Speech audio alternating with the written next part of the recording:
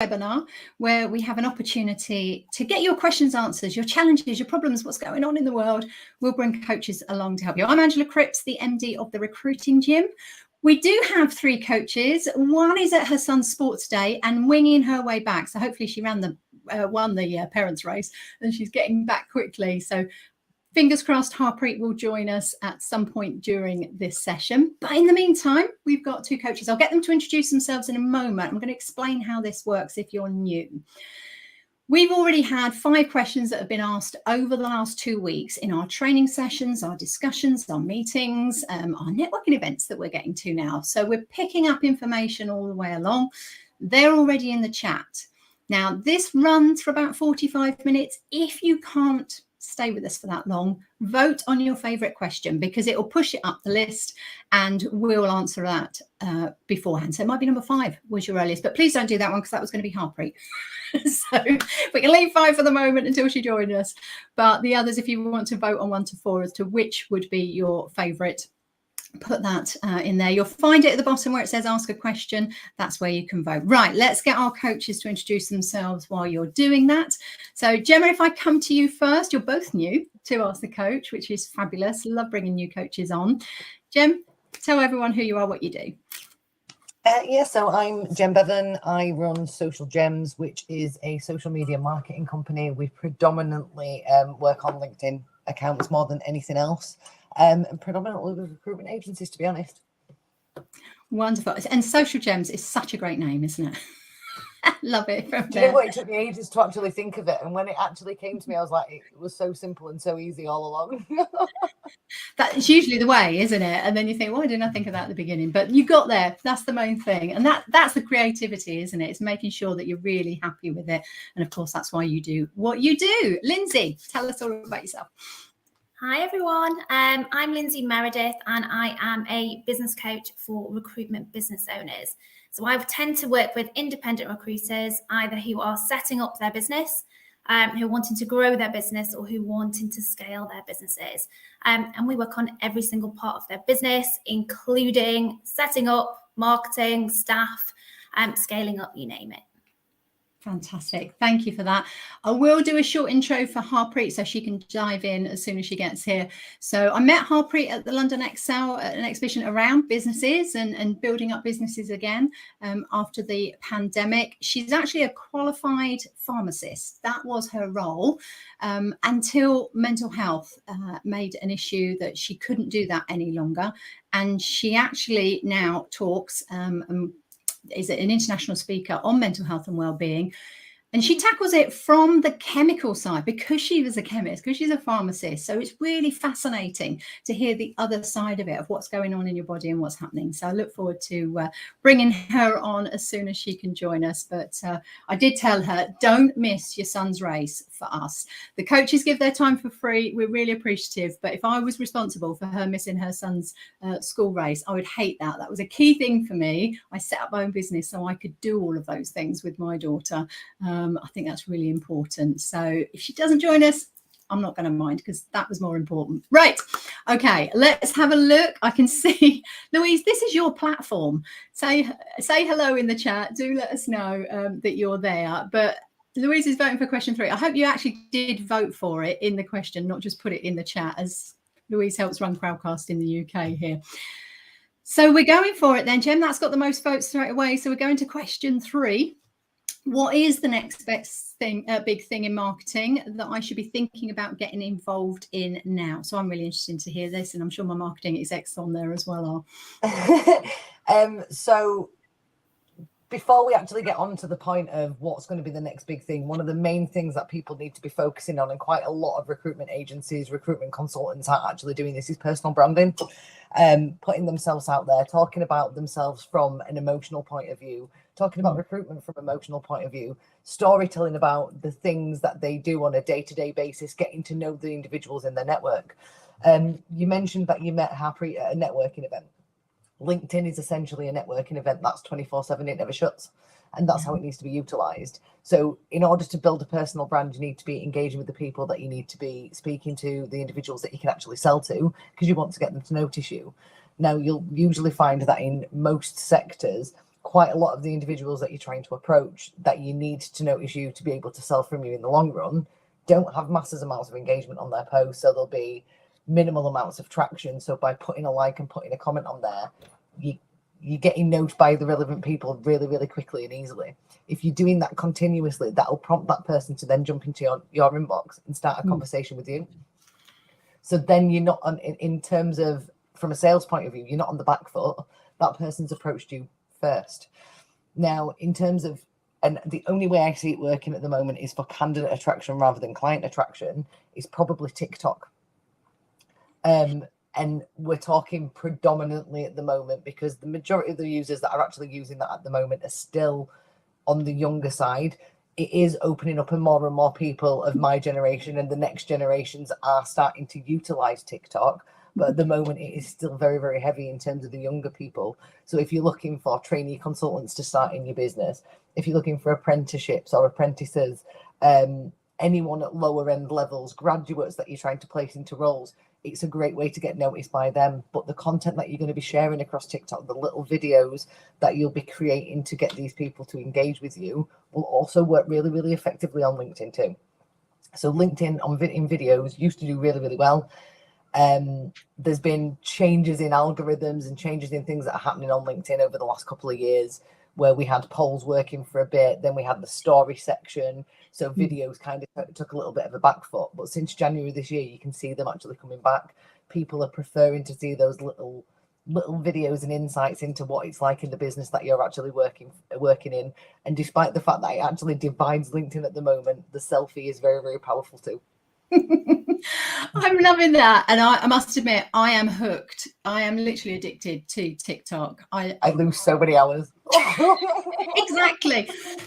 So we've actually got, I love this because we've got a marketing assistant. Blake, this is your chance, Blake. Get your TikTok link in there, and Jem, stick yours in there. Anyone else, stick your TikTok links. Let's go and follow each other. Let's support each other. That's what this is all about as well.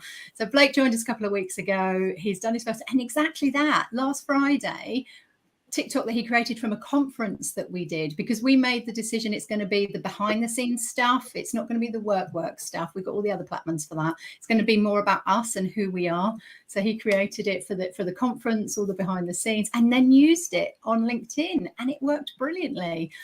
So things like that make a big difference. But one I saw last night that just made me giggle was 3 guys, obviously in a warehousey, transporty type of thing, sitting at their desks. And all it was, 10 seconds, 20 seconds of our faces when the marketing girl comes down the stairs to get us to make her stupid TikToks. So you see her storming down the stairs. You then see these 3 guys. It had like 4 million views. Everyone obviously just loved it. And it's little things like that that really engages you with the business. You think, I like that business. I probably would quite like working there, all in 10, 15 seconds. I think that's fantastic. It's relatable as well, though, isn't it? Like, from your point of view, it's like you feel that way because your marketing team's also doing the same thing to you in your business, and we need to be doing this. But for your point of view, it's, well, actually, I need to be doing this instead. I ain't got time for that. When in reality, we do actually need to make time to do it. But when that person comes and goes, I'm sorry, but you're going to have to stick a camera in front of your face for the next 2 to 3 minutes, your instant reaction is, oh no, please don't make me. But that's fine. Share that, because that's just real, isn't it? And so many other people relate to that, which is exactly what these kids did. Lyndsey, have you got something to add to that? Harpreet's going to be joining us. We'll go into a square instead. But yeah, Lyndsey? Absolutely. I'm not even on TikTok, so clearly I'm behind the times. So I need to get on there. All that I would add, it's not necessarily the next big thing, but I think it's a massively underutilized thing for recruiters, and that is Facebook groups. So my clients who are using Facebook groups, you can use them to attract clients and nurture client relationships. You can use them very, very well to build candidate audiences. People aren't doing it. There's a massive, massive gap there for you to build candidate audiences and client audiences on Facebook. It's easy, it's free, and it's a great way of building your brand as well. So if you don't already have a Facebook group, specifically for your niche or your area of recruitment, for candidates or clients or both, I would definitely recommend doing so. Yeah, I must admit, Facebook I've really struggled with. Hello, Harpreet, be with you in a sec. Because just the business Facebook and oh God, it's hard. It's not easy to use it. They make it so complicated. We are going to persevere. Blake's going to tackle that next month. But we're just talking about TikTok and how we're utilizing it and how we're enjoying it. So let's use it. Let's get involved, but let's not make it businessy, because then probably we won't enjoy it as much. We want to show more of ourselves. So Harpreet, have you got a TikTok? I have. I never use it. Excuse me. I never use it. So I do a lot of video, but I don't use TikTok. Well, we're also finding that actually the creation of the videos on TikTok is so much easier to use, isn't it, Jem? That you then use it elsewhere. Don't create them elsewhere. Use your TikTok to do it, because that makes a big difference. So stick your link in there at some point, Harpreet. We'll let you get settled. We've explained the sports day. Don't worry, we're all good. And then we'll come back to that. But let me just have a look at some of the comments here. Laura Lee, I think I have TikTok fear. Well, you know what, Laura? I've never posted a video myself. So I use it, I'm addicted, but actually sometimes it's not about that. So maybe have a company one that you feel a bit more comfortable posting from that. Potentially that's that. It's been floated. Can I also add to that as well? I'm really, really sorry. Yeah. What I'd also add is one of the key things that you need to be doing on any social media platform is engaging with other people. So if you're scared of actually posting yourself, engage with a couple of other people first. Spend 10-15 minutes a day actually engaging with other people on that platform until you get to a point where you feel confident enough to post, because it's doing two things. It's getting people to notice you before you've even posted, so it's creating a little bit of intrigue. And then on top of that, you've already created an audience of people who you've been following that will see your stuff and will help you get that little bit of engagement in the beginning, which will give you a little bit more confidence to put out the next video, because it's essentially not flopped. So even if you are just starting out on any social media platform, make sure you spend a couple of weeks engaging with other people's posts first, because essentially if you don't do that, when you do that first post, no one's going to see it because you've not directed anyone to your page. That's a really good point, because I've got loads of followers. I've never posted anything, but you're right. It's because I've been engaging with them for 6-8 months on it anyway. So there we go, Laura. You and me together, we're going to do our first video. We'll put that out there. So she's saying it's only a matter of time. So yeah, let's do it, because actually it is fun. It's lovely. I like it. And fun's one of our values in the gym here. So that's another reason why we wanted to get involved, because it does make me smile. It does make me laugh. Right. Okay. Thank you for that. Let me just have a look. I can do the done answering on the question, and let's see which one came up next. It's question 2. So Harpreet, you can do a little intro before you start your answer. Question 2 is, it seems as though people around me are hitting a wall, are struggling at the moment. I want to help, but don't know how to approach them. So in this conversation, it was more around, I don't want to offend them, but they look like they're in a nightmare. And of course, how do I then bring up that conversation? How do I start that? What can I do? Okay, Harpreet, over to you. Thank you. And do you want me to introduce myself a little bit as well? Is that? Yeah, do a little intro. Firstly, thank you so much for accommodating my son's sports day that had changed from the afternoon to the morning. So I watched 2 of his races. I didn't manage to make the last one, but that's enough. I'm happy with that. My name's Harpreet Chana. I am a qualified pharmacist by background. Have been for 16 years. I worked 12 of those years in corporate. I had 2 senior national roles, and whilst I was in one of those roles, I struggled with stress and burnout, which I did nothing about because I didn't feel like I could confide in anybody, and that then became depression, and I really struggled with that, but I managed to turn my life around. I retrained as a coach in 2018, and I set up my company, the Mental Wealth Academy, in 2019. So I now do training and coaching specifically around leadership, picking up the self-leadership and well-being, and that's what I do. So this question's right up my street. It is. Go for it. It is. And, I hear this a lot from managers, particularly. I actually do a course for line managers on managing mental health conversations at work, because there's a real fear of, I don't want to offend anybody. I don't know how to ask. What if they then, burst into tears? How am I going to deal with that? Where do I refer them to? So there's lots and lots of different questions. But, to really kind of just take this question, if there is somebody that you think, actually, I think they might be struggling, couple of things that you can do. Firstly, if you are working in a hybrid environment or you're back in the office, try and take them off site for an informal chat, lunch, coffee, if you can. You can still do this online, and I coach a lot of clients around setting up informal, like a coffee catch up, and calling it that, a coffee catch up, rather than a one-to-one, because then it makes it more formal, right? And so if you're having a coffee catch up, that means it's informal. You can just chat about life and what's going on for them. And one of the best ways to get people to open up to you is for you to share a bit of your vulnerability first. Talk about what's going on for you, what you might be struggling with, so once you've had the kind of general conversation, chit chat, talking about things outside of work, not just inside, share something that you might be struggling with. Actually, I'm really having a hard time with this, or I don't know about you, but I found this really hard, because that way you're starting to build trust with that other person. And vulnerability is a really key leadership skill. So, people, when you start to hit, when people hear that you've been through something, they're more likely to open up and say to you, actually, yeah, I feel the same, or I feel something similar to that. So definitely share something about yourself. And then just ask them how they are. I know it's a really simple question, but we do it in passing. Oh, how are you? Yeah, I'm fine. And then we move on to the next conversation. But it's about saying, well, okay, but how are you really? Or, is everything really okay? And the other person might say, yeah, it's absolutely fine. Why? What makes you think that? And just say, I was just a bit worried. Just want to make sure that everything's okay with you. And it brings me really nicely to the next point. Listen, if something isn't okay, you can come to me and I would be here to support you. Sometimes people don't feel that they can open up, and all they need to know is that you're there for them and that you'll be there if they need you for support. Check in, and then once you've said that, check in regularly after that. We're really guilty of just saying, hi, how are you? Yeah, I'm fine. And we miss the non-verbal cues. Remember, 70% of our communication is non-verbal. So look out for the non-verbal cues that something might be amiss, and check in with them regularly so they can become used to you saying, how are you? No, but how are things really? How are things going on with this situation at home? So it's not like a random thing that you're asking them. It's something that they're used to having a conversation with you about.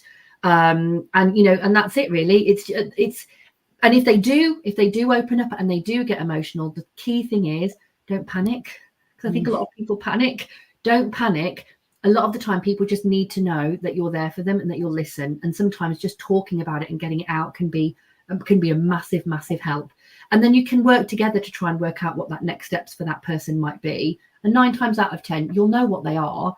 And if you want to, as I said, there are courses and things. I do one that goes into kind of what you can do after that, but it's just a conversation. That's all it is, just like you would with a friend. It's no different from that.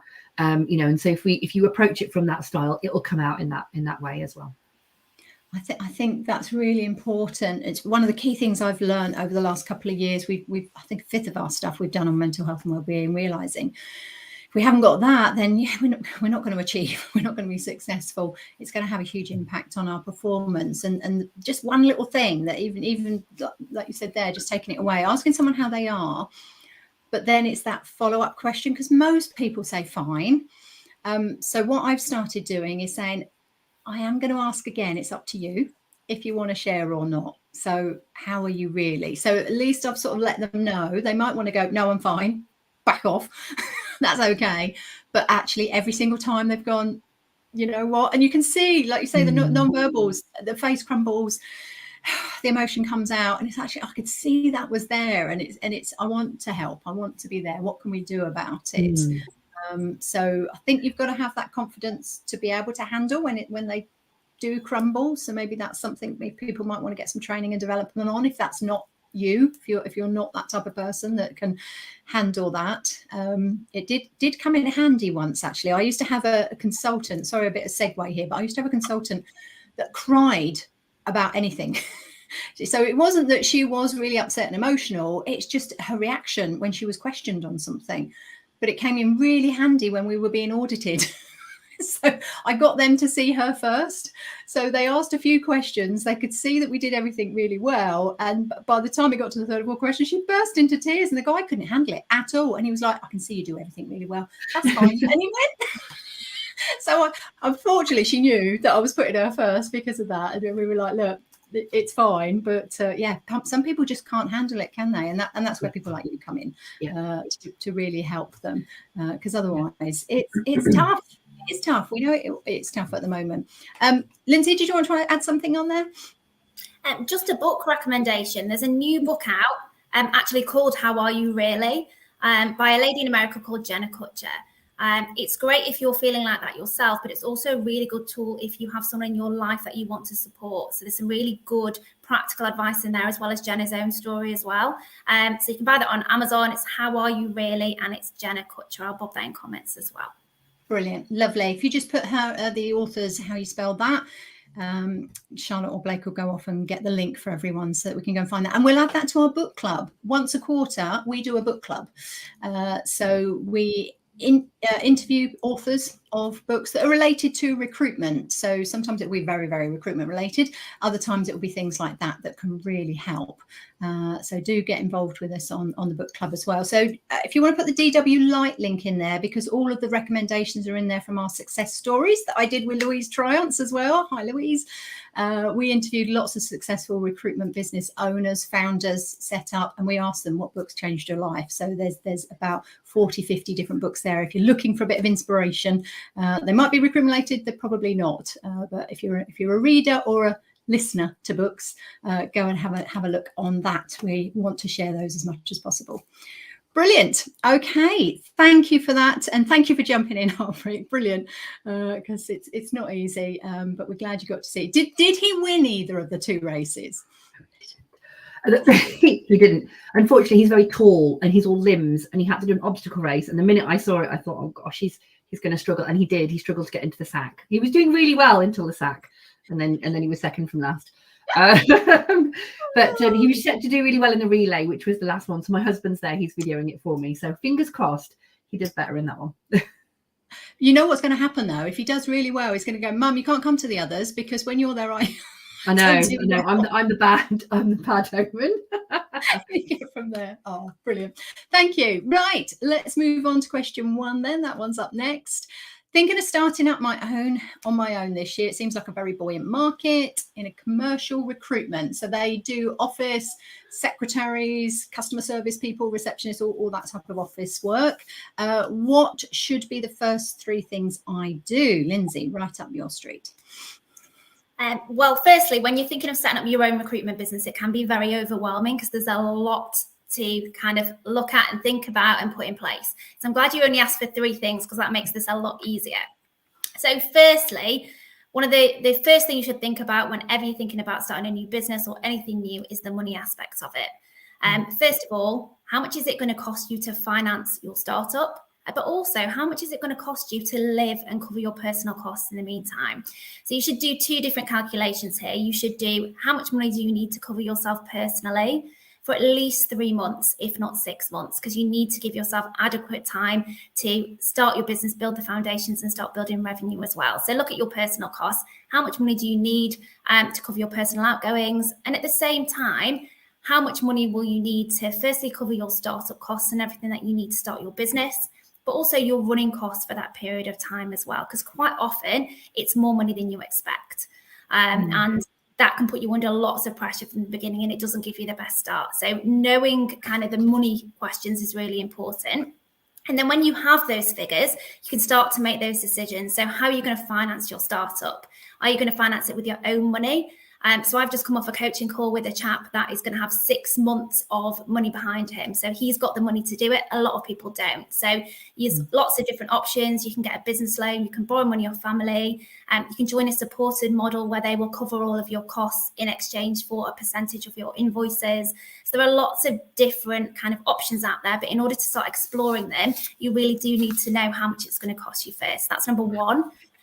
Number 2, however you decide to finance your startup, is that you need to put a business plan together. And that's really, really important.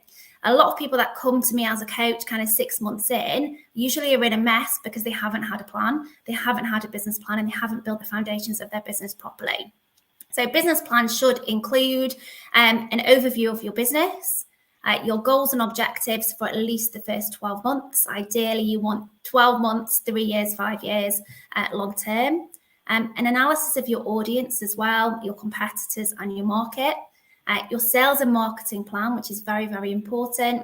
Just as important, your candidate attraction plan, especially nowadays if you're starting a business, your pricing, the key people involved, and whether you need to bring anyone else into your business, into your startup, and also those financials that we already talked about as well. So all of these things you can do prior to obviously starting your business. And thirdly, because you mentioned you're on commercial recruitment, I would seriously consider going into a niche and niching down to make your life easier. One of the most exciting things about starting your own business is that you can work with anyone. So most of us, when we start our own business, this was the same for me. I had worked in an agency where I only had a patch. I had a patch that I could look after. And then when I became a manager, my branch still had a patch that I could look after. And it was really frustrating if I got offered business outside of it, because I had to pass it on. So when you suddenly work for yourself, you can work with anyone, and that is amazing. But actually, it can also be your biggest downfall, because it makes it very, very difficult to know where to start. And you can end up making your life really, really difficult. So if you're in commercial recruitment right now, that was my background before I started my business in 2010, I would seriously consider looking into niching as well.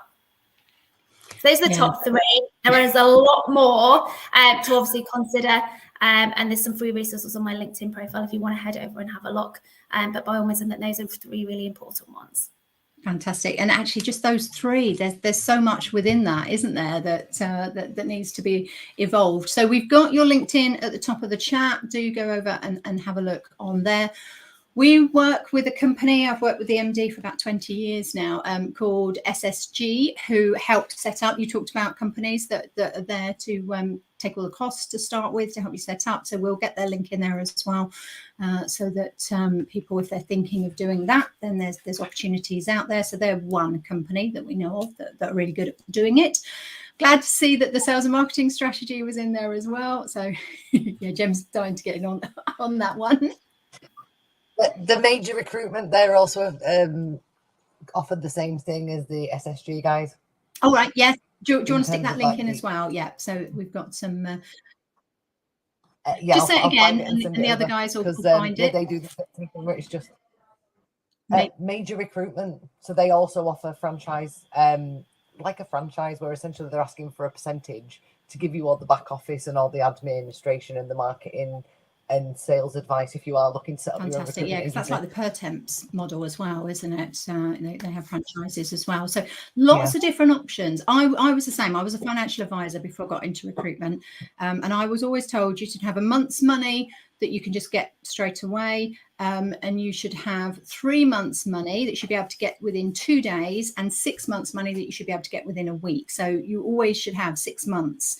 And so when the recession hit, not the recession, the pandemic, I knew, okay, well, I'm good for 6 months anyway, so I'm not going to panic at this point. Let's see what happens over the next 6 months. We thought it was going to be 3 weeks, didn't we? Yeah. But from there, so having that mindset, and I did exactly the same thing when I set up my business 20 years ago. I made sure I had at least 6 months worth of money to cover me for that first thing. And I always knew as a recruiter, well, if it really pans in 6 months and I'm getting nowhere, I can always go and get a job the next day. That's what I love about the recruitment industry. If you're a good recruiter, you are never out of work. So there is always that option. It really is a balance when it comes to the money, though, because you want enough money so that you are not under too much pressure and you can build the foundations of your business, but you don't want too much money that actually you focus more on the lifestyle aspect of your business instead of the running of the business. You can fall into that trap. So it's a fine balance between the amount of money that you need. Yeah, no, well, thank you for offering. People go and link there. They can get some more information from you. Jem, thank you so much as well for offering to help. I see with Laura Lee, you said, yeah, holler at me. More than happy to give you pointers. That's lovely. That's what this is all about. Brilliant. Okay, question 4 is coming up next. When I'm calling clients, I'm struggling to get through to the person I want to talk to. Can the coaches give me some tips, please? I mean, this is an age-old one. We've got a lot of new starters that have started our 360 program recently, which is literally from day one. And they're all newbies, and they're suddenly realizing, it's quite hard to get through to people, isn't it? So, Jem, give us some ideas on this. LinkedIn. So LinkedIn is the easiest way of finding the people that you need to speak to. And to be honest, I'm ex-business development myself. I used to sell payroll solutions to recruitment space. And that's how I used to get you guys who I needed to speak to get to notice me too. Because, and I like this term, but I call receptionists deceptionists, because they will tell you that managing director is trekking to the arse end of Narnia and they don't know when he's going to be back, and that's 12 calls in. So you're kind of a little bit wasting your time. I'm not saying cold calling's dead. It still works for some people, but if you're trying to approach multiple people, you need multiple prongs. Email marketing works for some. Some people just want to check out your website and do a bit of research themselves. Some people are susceptible to a phone call, and some people it will be better to contact them on LinkedIn. So I'm not saying here that there is a one-size-fits-all situation. You are going to have to use multiple different channels to get in contact with these people. But if you look on LinkedIn, you can research the company, you can find the people who are the decision makers in that business, you can connect with them, and the easiest, quickest way of getting that person to accept that connection request is starting a conversation about a post or something that they've commented on, because it shows that you've done a little bit of research rather than just, oh, do you know what, you look relative-ish, I'm going to send you a message. So that is a lot more effective than just trying to cold call people and trying to contact them in that method. You just need to try everything. I don't know if I'm old school with regards to LinkedIn, because I did try this recently. One of the people on that program, she said, if I just click connect, I'm getting loads of replies or loads of connections. And in our training, we talk about put a message in there that's relevant, do your research, grab their attention, show that you've done something that's relevant to them. Because again, it annoys me when I get those, oh, I see we've got some connections in common, we should connect. And then I look and there's 2. It's like, well, out of what, 10,500 people, we've got 2. I don't think so.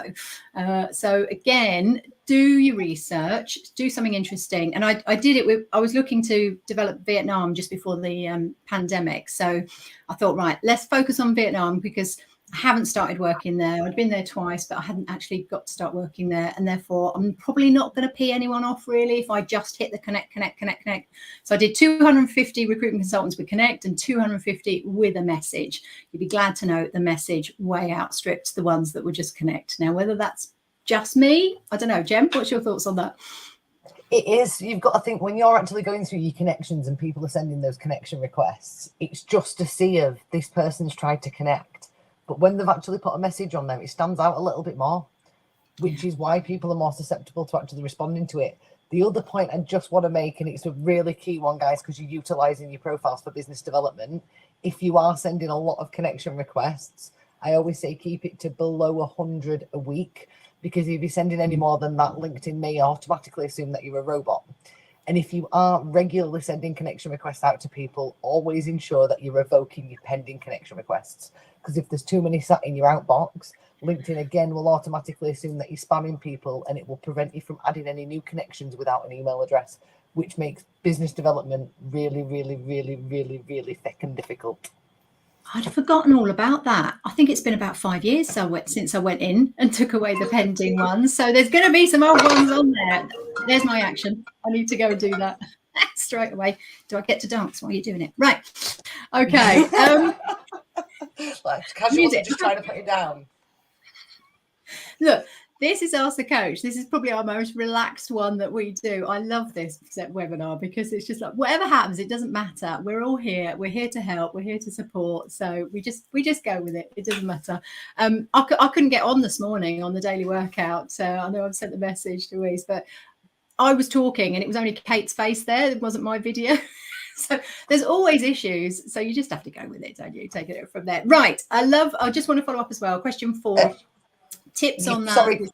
Yeah. Go on. Sorry. Your pending connection request. So if you go into my network, connect. In fact, give me 2 seconds, because remembering stuff off the top of my head sometimes is ridiculous. I'm just wanting to make sure I'm telling you the right exact thing. So you want to go to my network. Once you've gone to my network, it'll bring up the invitations. Press see all. When you press see all, it's going to give you the option of received and sent. Go into your sent and revoke pending connection requests in there. Once you've revoked those pending connection requests, it will not allow you to try and add that person again for a 3-week period. We tend to work on, if they've not accepted a connection request in a 2-week period, get it revoked, because they're not going to accept it. They're not active users on LinkedIn. By giving it that 2 weeks, you're essentially allowing people who are on holiday to get back to you when they get back. If they're not getting back to you in 2 weeks, they're not active people on LinkedIn. So get them revoked and add some other people. If you've got something like a sales nav or a recruiter account, you can actually look for things where it'll tell you that that person's posted in the last 30 days. So when we're actively sending, we're doing campaigns for clients and we're sending out connection requests for them, we will always ensure that we've pressed active on LinkedIn in the last 30 days, purely to ensure that every connection request that we're sending out to people are to active users of LinkedIn and none of them are getting wasted. Brilliant. No, it's good. So if I don't know the answer to this, which is why I'm asking. I love learning stuff on here. If they say no, I'm not going to connect with you, which I only connect with recruitment people. So I've had about 100 in the last 2 days of randoms from all over the place, because my nephew made his debut at Spurs in South Korea, and I put a post on there about teamwork and how support and all the rest of it. Oh my God, it went mad. But all of these weird random requests. So when I click that and say, no, I'm not interested, does it take them off their pending sent, or are they still there? Oh, it does. So no, you're not going to get... The pending ones are essentially where people have just left it and not done anything with it. So if someone said, no, I don't want to be a connection, it'll remove, you won't have anyone stuck in that section. There's no section to be stuck in there. Right. But if they've not accepted it and they've not done anything with it, they've just left it sat in there in the box, then get it revoked. I suppose you could take a screenshot, couldn't you? Delete them all off. And then in 3 weeks' time, if you really wanted to connect with them, you could try again with a different message, something different. Yeah. Okay. So it just physically won't allow you, but you can create people into lead lists, and you can put little on. If you have a sales nav account as an example, it turns LinkedIn into a giant CRM system. So you've actually got a section where you can add notes in here. So you can say that I've tried to connect with this person and they've not accepted. So it might be worth actually checking in with them again in 3 months. And you can note it for yourself so you know where you are with all these leads, which just makes it so much easier when you're not running from one CRM system to another. Brilliant. Good to know. Lyndsey, would you like to add something? Just to add that, obviously, the reason that people that are maybe using those old traditional methods aren't getting as many results is because obviously sales has changed, especially with the pandemic. Which is why cold calling isn't as effective as it used to be. People aren't necessarily at the end of the phone anymore. But also because as sales has changed, how we like to buy has changed as well. So what we're tending to find is a lot of people are still cold calling, but they would never buy from a cold call. So general rule of thumb is think about how you would like to buy. If you would never buy from a cold call, but you like to consume content, for instance, so you'll buy something off a Facebook ad or LinkedIn, that's what you probably need to be doing, because if you're more comfortable with it, you're more likely to do it, you're more likely to do it consistently. But also, as Jem said, a multi-pronged approach. You need to warm your audience up.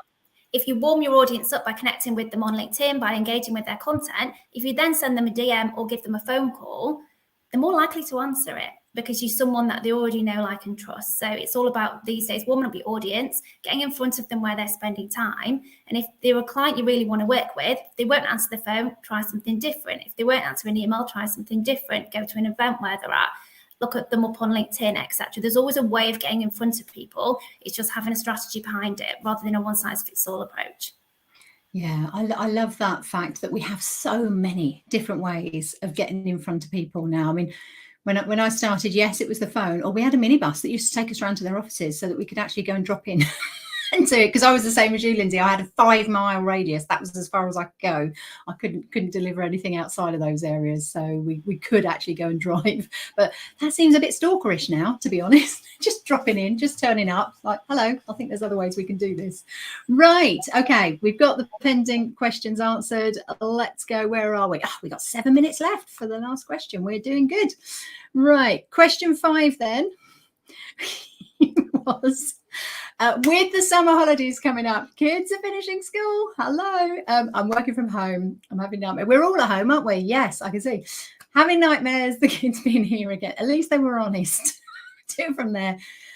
How do I set boundaries that are adhered to? And this was the discussion. Is okay, I tell them that I'm on a meeting, and if they can hear me, not to come in and not to knock and not to do this and not to do that. And they just seem to still ignore it. So I'm hoping we've all got maybe some tips and techniques. Let's come to Harpreet first.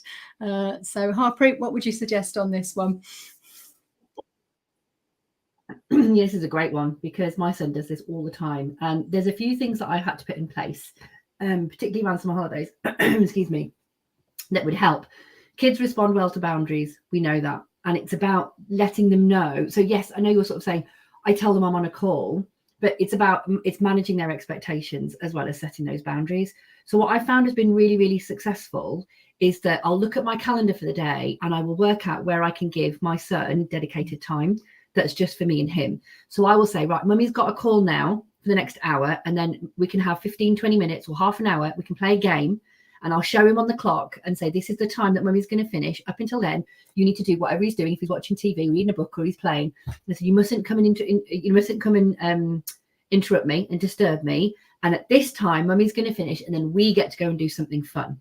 And then we'll go and do our fun thing. And then I say, right, now mummy's got another call until this time. So you go and do, and we do that throughout the day. And I also try and break up the day. So I'm not working, sort of 8 till 5, 8 till 6, which is what I normally do. I will give him some time, and I'll give him blocks, and I'll say, right, I've got a couple of hours, let's go to the park, or I'll take him out. That way it's a bit more varied for him as well. And it's not just him sitting and playing on his iPad or watching the TV or reading all day whilst I'm working. So I've had to make some sacrifices there as well to understand I'm not going to be able to work a full day. But actually I can be really productive in the time that I have if I manage his expectations like that. The other thing that's worked really well is that there are some calls that he can work, he can come in. If it's someone internal, if it's someone, like a business partner I'm working with, that's fine. If it's a client, because I coach, I do a lot of confidential consultations, and he can't come in then. So I have a note system that I put on the door.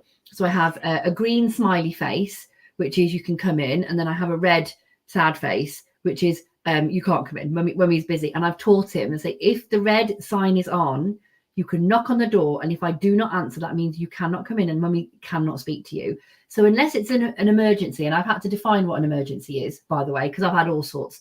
So I say, unless there's something that's an absolute emergency, not I can't get the channel working on the TV, I've had that, then you can come in. Otherwise, if you're knocking and I'm not answering, then you really, that means mummy can't be disturbed.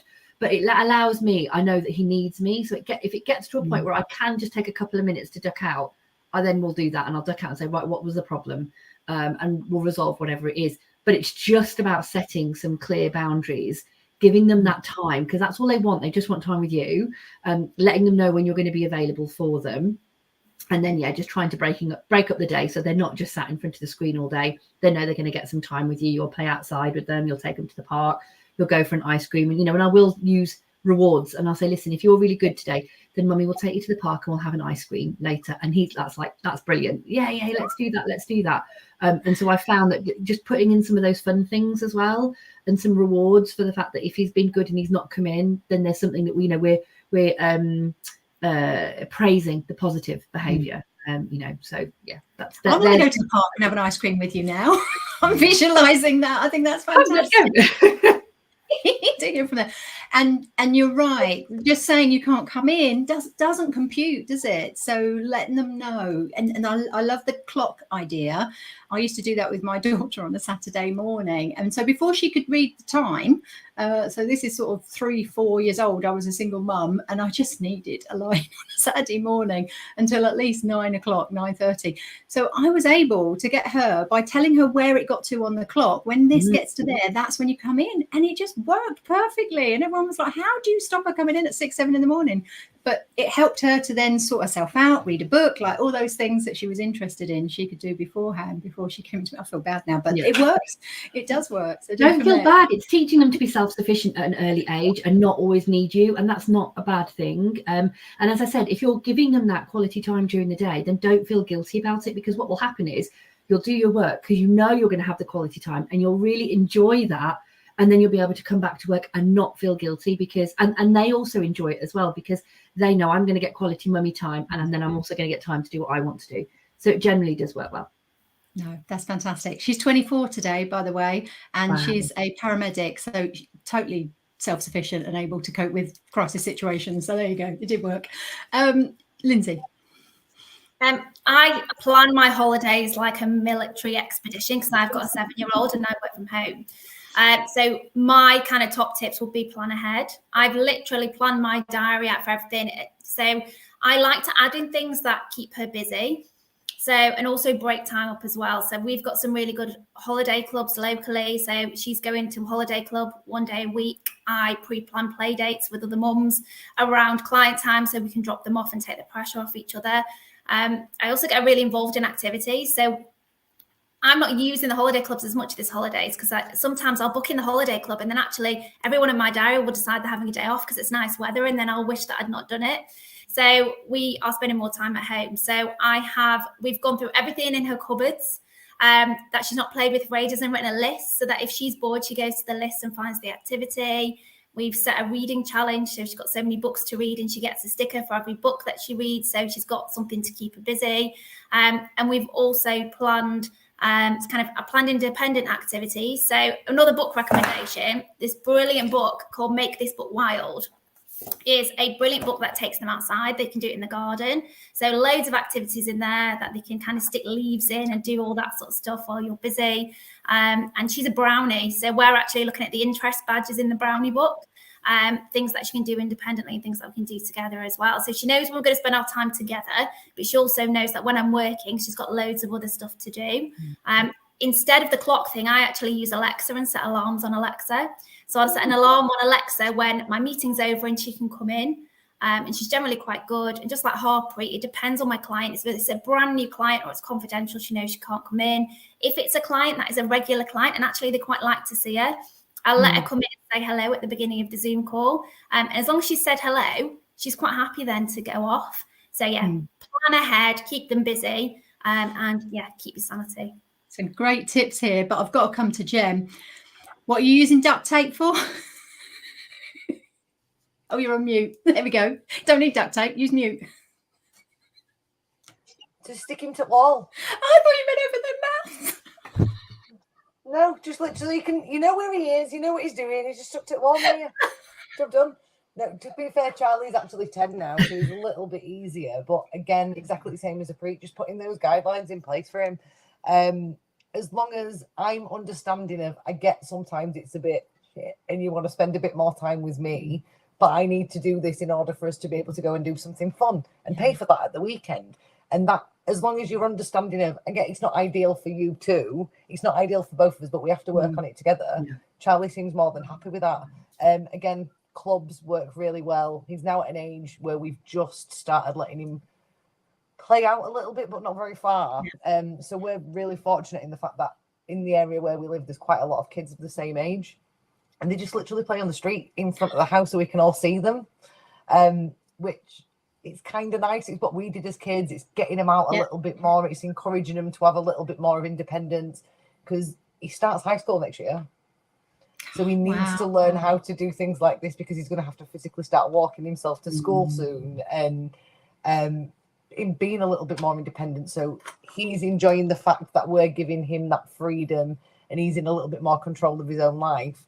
And we're seeing that he's actually increasing in terms of his, I can't think of what word I need.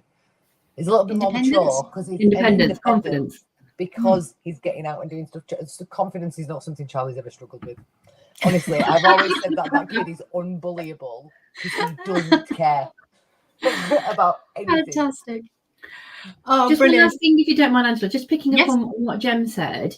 That's the other thing I do. I do take off a Friday. I take off the Friday, and that way, that's exactly what I say. I know it's really rubbish that Mummy's working, but if you allow Mummy to work, it means then when we can do something fun on the Friday, and then I take him out and we'll do something for the day.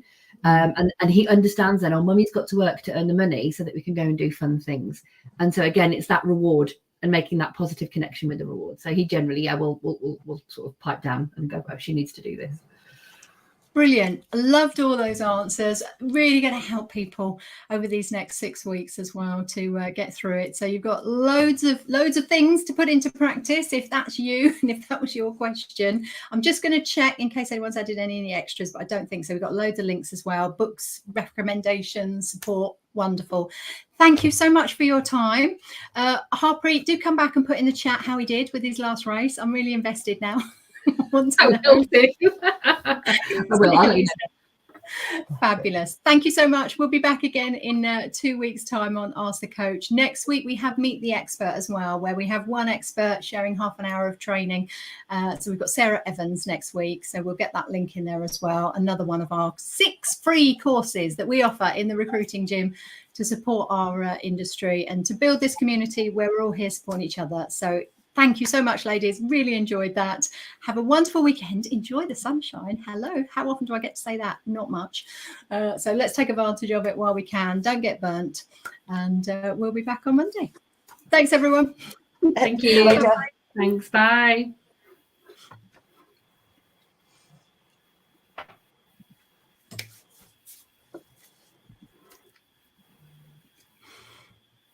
Okay, I'll click stop.